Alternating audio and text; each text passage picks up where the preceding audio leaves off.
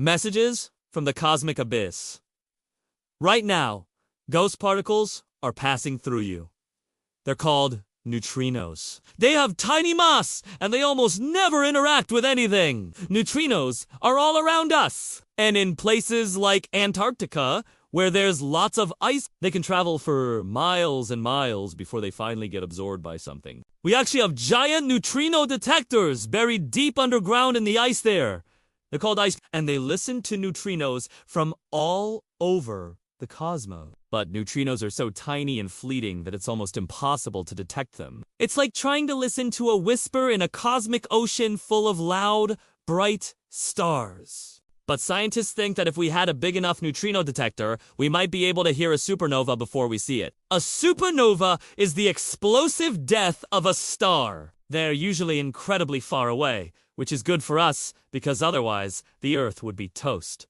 But a nearby supernova could be dangerous. So if neutrinos could warn us it's coming before the light does, that would be great. Here's the thing. Neutrinos travel really fast, almost at the speed of light.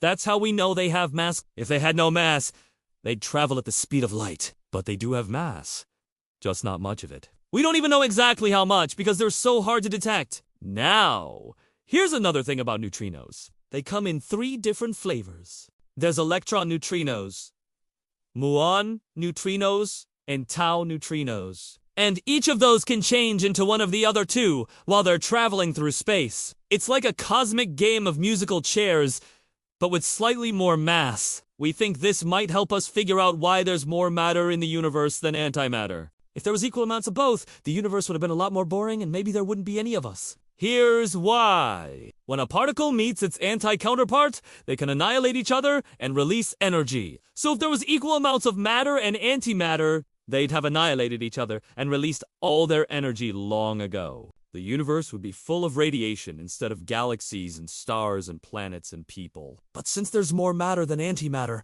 scientists think that maybe neutrinos and antineutrinos don't play musical chairs. Maybe they stick together in pairs and that would have allowed more matter to exist. If we could figure out why, that would answer one of the biggest questions in physics. So subscribe to learn more about invisible clues of the universe. Neutrinos may be small and hard to detect, but they're giving us some major hints about the fundamental nature of reality. Just like you, I'm going to bed. Good night!